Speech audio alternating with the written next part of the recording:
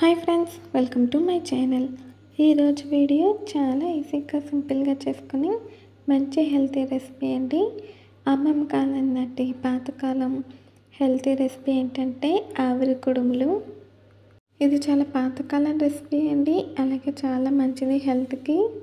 ఇది మార్నింగ్ బ్రేక్ఫాస్ట్కైనా లేదా ఈవినింగ్ టిఫిన్కైనా సరే తయారు చేసుకోవచ్చు. ఇప్పుడైతే మన తయారీ విధానం చూద్దాము. ముందుగా నేను పట్టు మినపప్పు తీసుకున్నానండి. మీరు కావాలంటే మినుములు కూడా తీసుకోవచ్చు. ఒక గ్లాసు పప్పు తీసుకొని వాటర్ వేసి ఒక 4 గంటల సేపు నానబెట్టాను. 4 గంటల తర్వాత నేను పట్టు తీసేసి బాగా వాష్ చేసి గ్రైండర్ వేసానండి. పిండి అయితే మనకి చిక్కగా ఉండాలి. చూడండి ఫ్రెండ్స్, ఇలా సాఫ్ట్గా గ్రైండ్ చేసుకోవాలి. ఇంకా ఇదంతా ఇడ్లీ పిండి ఎలాగో సేమ్ అలానే చేసుకోవాలండి. ఇడ్లీ పిండి తయారీ విధానం అందరికీ తెలుసు కదా, అందుకే నేను అంత క్లియర్గా చూపించలేదు, కానీ క్లియర్గా చెప్తున్నాను. ఆవిరి కుడుములు మనకి సాఫ్ట్గా టేస్ట్గా రావాలంటే ఒక గ్లాసు పప్పుకి 2 గ్లాసుల ఇడ్లీ రవ్వ వేసుకోవాలండి.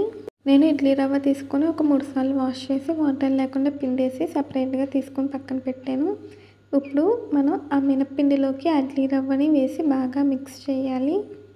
ఒక గ్లాసు పప్పుకి 2 గ్లాసులు రవ్వ అండి. ఇంకా మిగతాదంతా ఇడ్లీ పిండి ఎలా చేసుకుంటామో సేమ్ అదే ప్రాసెస్లో తయారు చేసుకోవాలి. ఇప్పుడైతే నేను కొంచెం పిండి తీసుకున్నానండి. ఒక గిన్నెలోకి సపరేట్గా తీసుకుని అందులోకి రుచికి సరిపడా ఉప్పు వేసి మిక్స్ చేశాను. పిండి కన్సిస్టెన్సీ మనకి చిక్కగానే ఉండాలండి.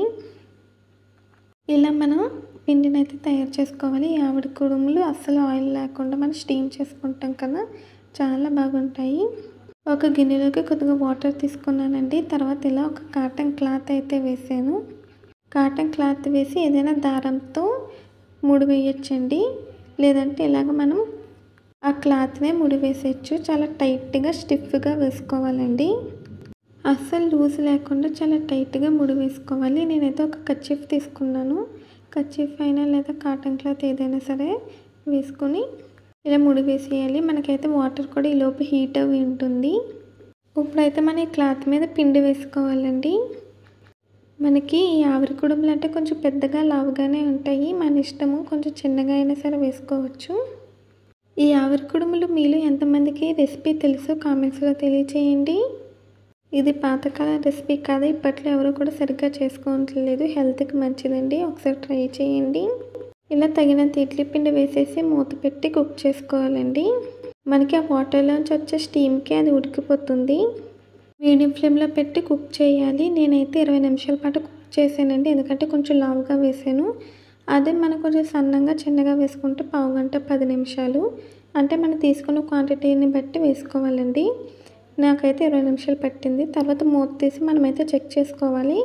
ఇది ఉడికిందా లేదా అని మనకి ఎలా తెలుస్తుందంటే మూత తీసాక ఒక ఫోర్క్ కానీ నైఫ్ కానీ గుచ్చి చూడండి. దానికి పిండి ఏమీ అంటుకోకుండా వస్తే, బయటికి తీసినప్పుడు పిండి ఏమీ అంటుకోకపోతే మనకి ఉడికిపోయినట్టు.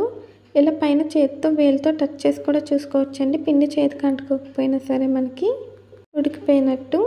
చూడండి, ఇప్పుడైతే నేను ఇలాగ తీసుకున్నాను ఒక ప్లేట్లోకి. ఇక్కడ చూపించిన విధంగా సర్వ్ చేసుకోవాలి. కొంచెం నెయ్యి వేసుకొని కారప్పొడితో నంచుకొని తింటే సూపర్గా ఉంటుంది. లేదంటే దీనికి కాంబినేషన్గా బొంబాయి చట్నీ కూడా అదిరిపోతుందండి.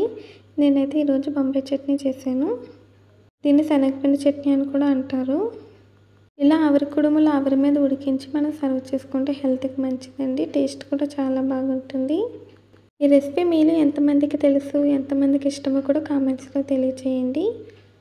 ఇలా ఒకసారి ట్రై చేయండి, చాలా బాగుంటుంది. అంతేనండి, చాలా ఈజీగా సింపుల్గా మనకి ఆవిరి కుడుము అయితే రెడీ అయిపోయింది. ఈ వీడియో నచ్చిందండి? నచ్చితే ప్లీజ్ లైక్ చేయండి, షేర్ చేయండి, సబ్స్క్రైబ్ చేయండి, అలాగే పక్కన బెల్ ఐకాన్ క్లిక్ చేయండి. నేనైతే మీకు విరిపి చూపించాను, చాలా పర్ఫెక్ట్గా ఉడికింది. ఈ వీడియో నచ్చితే కామెంట్ చేయండి, మీ ఫ్రెండ్స్కి రిలేటివ్స్కి షేర్ చేయండి. మళ్ళీ ఒక కొత్త వీడియోతో కొత్త రెసిపీతో కలుద్దాము. నేనైతే టేస్ట్ చేశానండి, సూపర్గా ఉంది. నేనైతే అప్పుడప్పుడు ఈ రెసిపీ అయితే ఇంట్లో చేస్తాను. మీరు కూడా ట్రై చేయండి. మళ్ళీ కొత్త వీడియోతో కలుద్దాము. Bye friends.